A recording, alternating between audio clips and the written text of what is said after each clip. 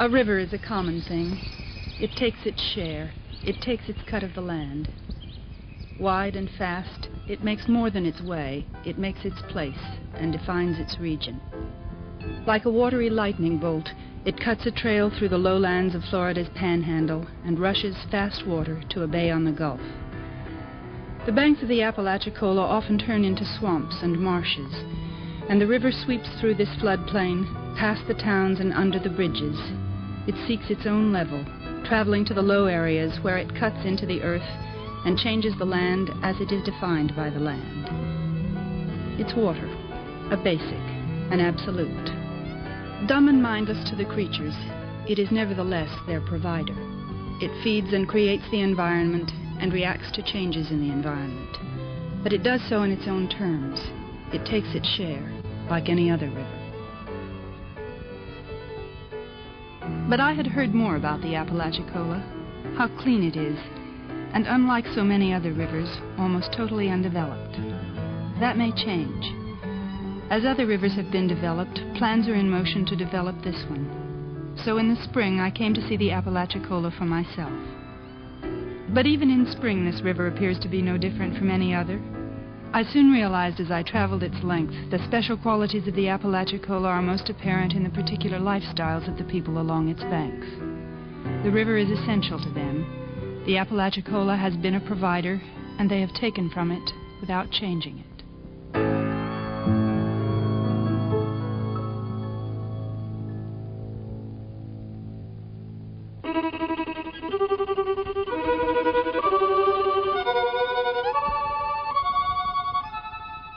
This is Aunt Belle's 87th April on the Apalachicola River.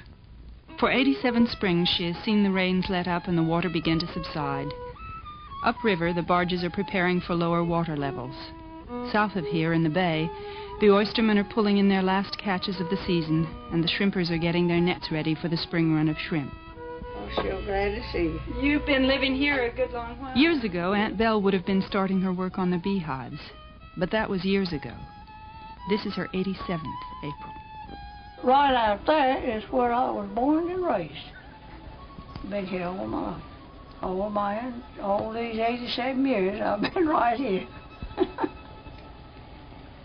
The first bees I ever worked in, you see that old barrel sitting out there? That's what people had to uncap honey in then, you know. They had a stick across it this way with a nail in the center. You put it up there, and the first honey I ever uncapped was for old man A.B. Marchant. He had bees right down here, Mr. Marchant, and I was so little that I had to stand on a bee super to be high enough to uncap honey in that barrel. I've got right out there in an apron. Put them in there in the bees. No veil or just short sleeve dress like this, and help to take honey all day long. I get stung once in a while, but a bee knows when you're afraid of him. Unless they're working. And you better stay out of there if you're afraid of him. They'll start taking honey about next week. This amber honey, tie-dye honey. Well, they'll start on that about next week. And then the 1st of May, they'll start in on the tupelo. The tupelo will come in then. And about the 1st of June, they'll be through taking honey. And I did enjoy so much working in it. Pity I had to get old and couldn't do it.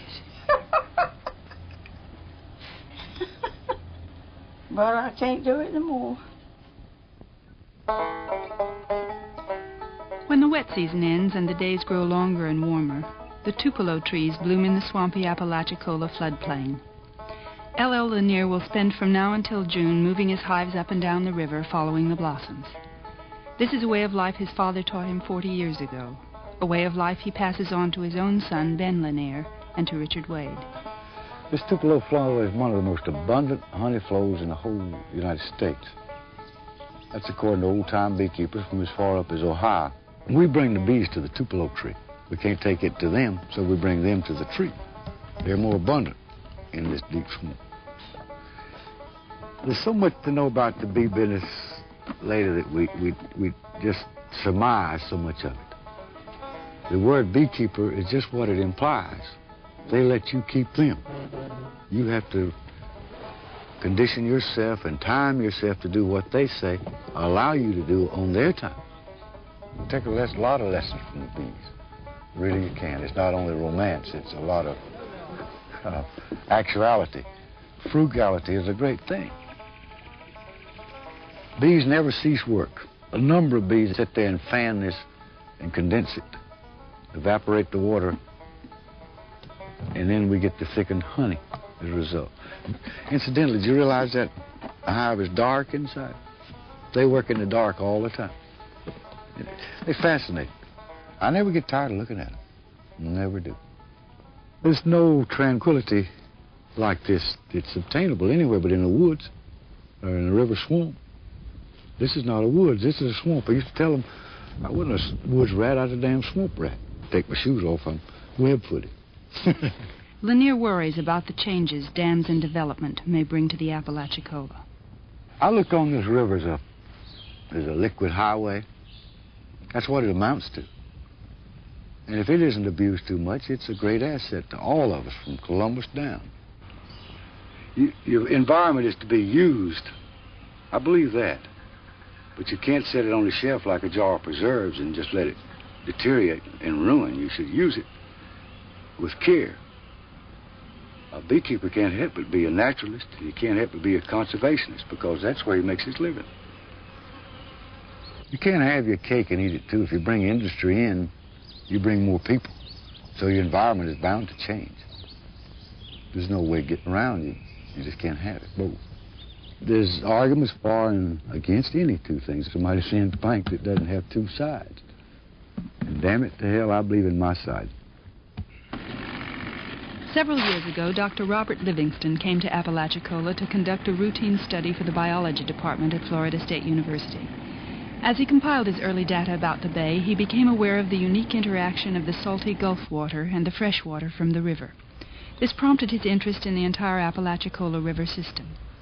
Livingston discovered the wide Apalachicola floodplain to be an intricate system of hundreds of species of plants and animals. Each year, the water level rises and seeps into these swampy areas. The river becomes a part of the life cycles of the different floodplain species. Its waters are permeated with organic nutrients. In the spring, the water recedes, and this rich brew washes downstream and naturally fertilizes the bay. This bay is extremely productive, one of the most productive bays in the country because of this river. It's filled with all sorts of stuff that these organisms need to feed on. That's why it is the major nursery for shrimp, blue crabs, and fishes in the whole area.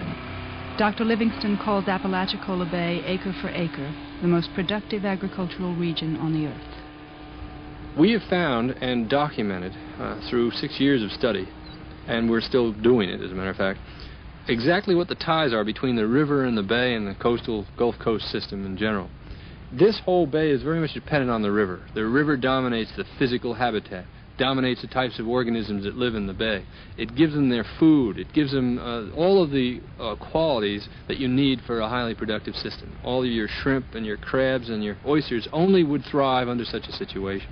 We have documented this in that we pump the river for the types of organic matter that comes down. We document what the fish eat and how many of them there are and how many invertebrates and so on. We dig in the mud for the organisms, and we put this in our computers, and then we run it along with all these physical and chemical parameters, and we always find the same thing, that the river always dominates all of our studies, and it's got to be one of the major dominant ecological feature of this whole coastline.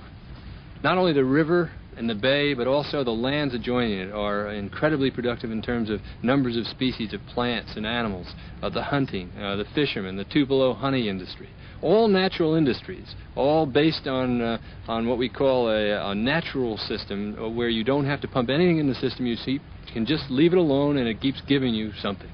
It's in a remarkable system in that it's in such a good state and so productive, and people are sort of tied together with it. It's a people in the ecosystem type of affair. You know, I can think about it now, what I work for and what people get for now. I only got $1.50 a week. Miss Mina Witherspoon run a boarding house, and I worked for her there for 3 years. 3 years I worked at that boarding house. Up at 4 o'clock in the mornings, and you wouldn't get to go to bed before about 12:30 that night. That house was crowded.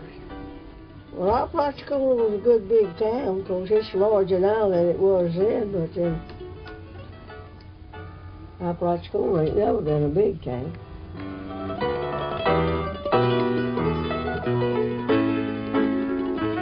There's no place where the health of this river is more fiercely guarded than in the town which shares its name, Apalachicola. Years ago, this was one of the busiest ports on the Gulf of Mexico. When the cotton boom, and later the lumber boom, waned, the town was largely abandoned. The days of prosperity were over. Apalachicola surely would have died had it not bordered one of the most productive bays in the world.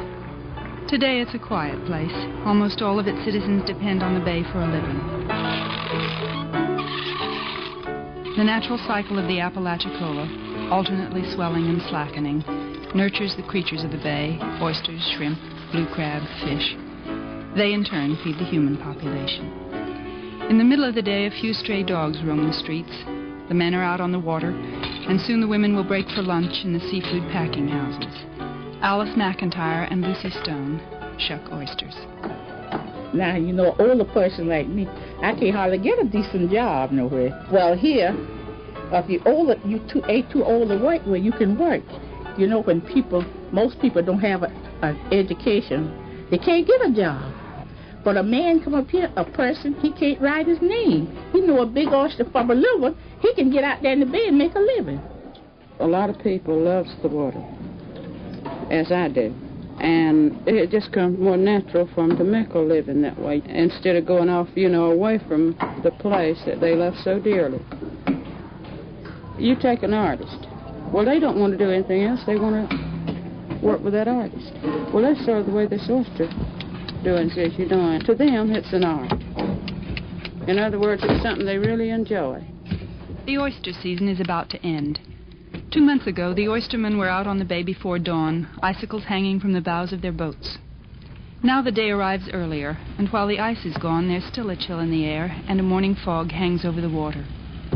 Larry Adkison tongs for oysters in Apalachicola Bay, and his wife Diane culls the catch. Soon the spawning season will begin, and oyster harvesting will taper off. In the meantime, they still rise early in the morning and prepare for another day on the water. What makes a person keep on going is in your heart, not in your muscles. You know, a person can have tremendous build and just be nothing, you know, nothing to him. But you got to have the heart or the guts to keep going until you get conditioned. The same way with oyster. You have to do it long enough until all those pains, and they don't go away, they just become bearable, you know. And this is extremely hard work. It doesn't seem like it, maybe, but it is. There's oysters everywhere on the bar, but in certain places on the bar, they have there's an unusual growth here and there of oysters, and that's what you feel for. You just kind of lift your tongs up and feel, see where they're the thickest, and then you tong on the boat. You push your boat along and drag your anchor, and when you feel the oysters real thick, then you just tong them up, and then Diane culls them. I'll always get a deck load after a while. It takes me a while to catch up to and get a good deck load, but then I have to sit down and help her cut them off, and then just keep repeating that process. There's cup oysters and scissor bills. A cup oyster is round, sort of like your fist, and the scissor bill is a long oyster, kind of like a horse's ear or something like that, except it's flatter. What I call pretty oysters are cup oysters. Boy, I love to cull them, because whenever they go in the boats, you look back there and you see a pretty oyster. And it's just laying there by itself, and it's all clean, you know. And it just fascinates me. Like most everyone else in Apalachicola, they have reservations about dams, development, and increased barge traffic. Without the seafood industry here, I don't see anything else, really. That's the backbone of this town. We're afraid the dam will have an effect on the oysters, or the bay, and shrimp, everything, you know, the seafood here. We don't have any idea of whether We don't have any actual, like I say, educated reason to think that it will. But we're just afraid that it might. A lot of things the government has done in the past seems to be turning out wrong right now, doesn't it? Most of the men go out by themselves and their wives stay in there and shuck, but not me. My husband loves to have me on the boat with him. And I like to be on there with him too, because that way we're together more and we have more time for each other. We enjoy each other's company because whenever we're working, you know, we communicate on the same things. We have a lot in common. That makes a lot of difference. We could probably make more money if she was a shucker, you know, like the rest of these people do. But we just like to work together, you know, on the boat together. I've got everything that makes me happy, you know, and if I've got to go and if the dollar was what I was after to make me happy, well, then I'd do it. But my happiness is not in the money, really. I enjoy oyster. I enjoy the water and my family. When I'd get the river report at night, you know, and I'd hear it was 5 feet at Brunchtown, I'd get me some bait and I'd hit that river. When you hear them say it's 5 feet at Brunchtown, there's good fishing in this river then. I sure did enjoy it. But in the towns north of Apalachicola, the river does not always provide a sufficient living. Industry has been shy of this swampy area, so the people who live here have the choice of moving on or hanging on, eking out a livelihood as best they can. Charlie Williams has spent the winter months doing odd jobs, and I found him, like many others, preparing his farm for the spring. I like down here. You can make a living down here. You farm, make garden. Where do you eventually, I'll come back down here to live and stay out. Those are my plans. Come back down here and remain until death. At the end of April, he will begin his summer work of grunting for worms.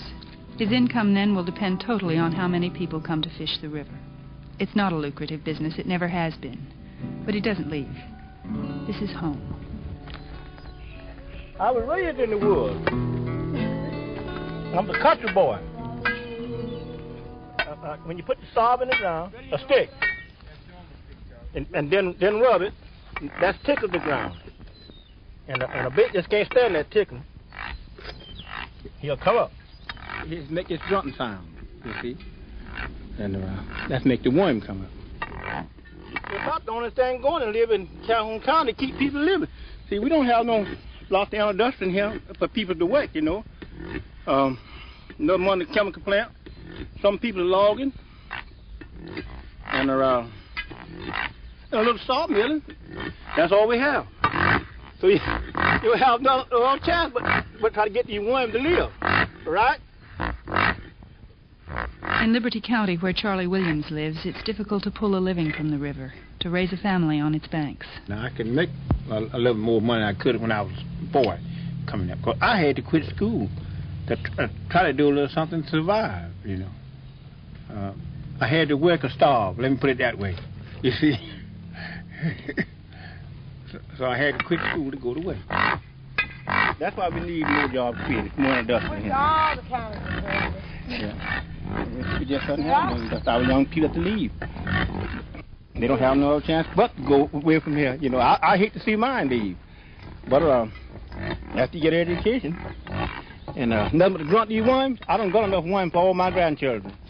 Whenever they come into the world, I don't got enough for them. I wouldn't want to see them come out here to make a living grunting worms. Black folks have had it rough all their days, you know, and it's rough up to now, but it's a lot better. You just can't look back, you know, because we got to continue to go forward. That's my goal. I don't look back at the bad days, you know, although I know it was rough, but it's brighter now. Many years back, a very young Belle Smith waited on the riverbanks at Sumatra for the paddle wheel steamboats that ran up and down the Apalachicola. I rode them boats before I could remember. I can remember when I was 3 or 4 years old, and I remember riding them then. Sure did. And you know, I had the pictures of every one of them boats. I sure did. Oh, they could carry as many as 50 and 75 passengers on them. Go from here to Appalachia, it'd cost you 75 cents, $1.50 round trip. Oh, they had the nicest places on there. Rooms, your room was so nice, it was just like being in a hotel. They served meals on there, and meals and all that. Sure was wonderful. Best kind of food and plenty of it. They had a big front out.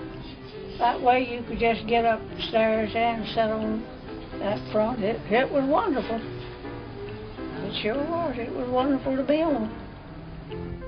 I rode them as long as they stayed on the river. As long as they stayed on the river, I rode them.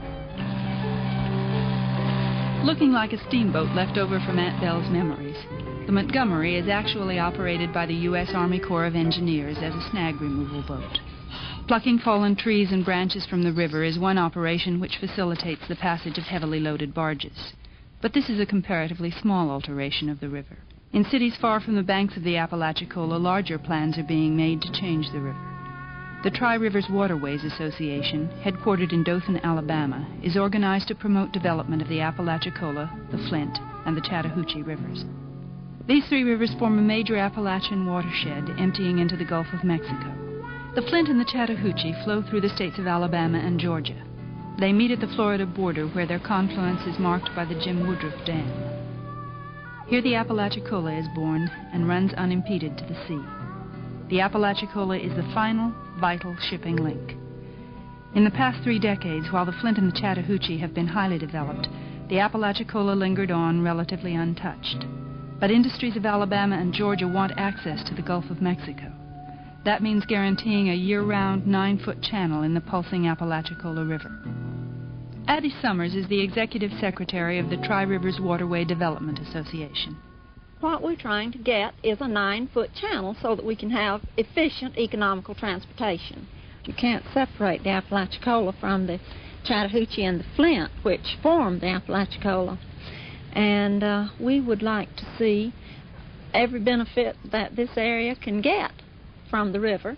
Some of these we feel are being neglected, particularly the potential for transportation. So Congress mandated the Army Corps of Engineers to maintain a year-round channel deep enough to enhance barge traffic capabilities of the Apalachicola. Colonel Charlie Blaylock, U.S. Army Corps of Engineers.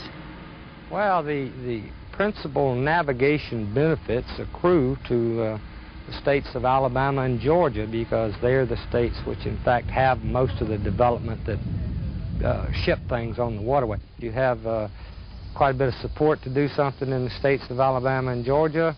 On the other hand, in Florida, which gets less of the benefits and requires you to perhaps to do something in their part of the river, not much support. In fact, a great deal of opposition. Their original plan, consisting of a series of 4 dams, was withdrawn after meeting with widespread resistance in Florida. Well, it's been my experience that the federal government would very seldom go in and do any sort of work in a state where the state itself opposed the work. I'm at the point right now where I have 8 possible alternatives, some of which seem to be economically viable. A dam happens to be one of them. But I'm not at the point where I'm proposing, recommending anything. I'm at the point where I've got 8 alternatives and say this is a way to solve the 9-foot problem. It may not be the right way, though. What dams do, in essence, is change it from a running water system to a slack water system. And this changes the physical structure of the system. It blocks the anadromous fishes which go up and down the river. It'll take out a lot of the sediment, a lot of the organic matter that naturally flows through the system. It floods the productive land areas. But most importantly, it changes this from what is a highly productive pulsed system. That is, the river floods. It's flooding right now, for instance. And then it goes down again. Then all these interactions occur, and then the next year it floods, and the productivity again is hyped up. And in other words, it's got to be a pulse system. If it just flowed steady throughout the year, you wouldn't get anything like what we got. That dam at Bluntstown is the foot in the door. They want that dam, they say, but it'll only improve the navigation of the river by certain small number of days per year, if that. Now, my opinion about that one little old dam is that once they put that in, then they'll say, see, we've got this dam in and it isn't doing anything, now we want another dam. And so on until they get what they want. This is insidious. It is a waste of taxpayers' money. It is pure pork barrel politics in its worst form. They have no studies that would show that that dam is feasible on an economic or an environmental basis. The two met at a public meeting in Bristol where the Corps proposed some new alternatives for maintaining a 9-foot channel. Colonel Blaylock. We could do certain things to that river that would permit it to control itself completely and maintain the 9-foot by itself. This is extreme surgery on the river. For example, it would include some dikes at 86 different places, channel realignments or bend widenings at 91 places, some 7 cutoffs and some 52 sills. This, you know, does something to the river. It is surgery. It does have a good benefit-cost ratio. We have a word for this. It's called channelization. In a word, what you're trying to do is you're taking this meandering river and you're going to stretch it straight. Why do you want to do that? So that boats can go up and down the river. Now, it has to be admitted that the economic basis for all this is low. The per capita income here is not high. And I think this can be and should be looked into. There should be economic development. Obviously, none of us are against that. But the trick here is, are they going to be able to develop this area economically and maintain their high quality of life? I think that's what the whole thing is about. That's what this whole exercise is about. And right now, that is an issue that has not been resolved. One thing is clear. The Apalachicola will always be used. It will always be transportation. It will perhaps always be a source of food. But to what extremes it will be used, and to what extent it will be manipulated by the users, is difficult to predict. Now the people on the Apalachicola are faced with the proposition of improving it. But can a river be improved? Can they alter its face and its nature and create a better river than the river they grew up on? It's a common thing. It's just another river. Unlike us, it will last to see all the Aprils to come. And yet we're the ones who will decide what form the river will take in that time beyond our time. My recollection opened up on that river. I guess it's been here ever since the world been here, I reckon. I reckon when the Lord put one river here, he put them all. And the Apalachicola River was one of them. This is the story of a river. Ages of a river etching a land. Ages of people naming the river, flowing over and over again. Apalachicola, flowing down through Florida, on a course out to the sea, flowing through the ages, ages of stories of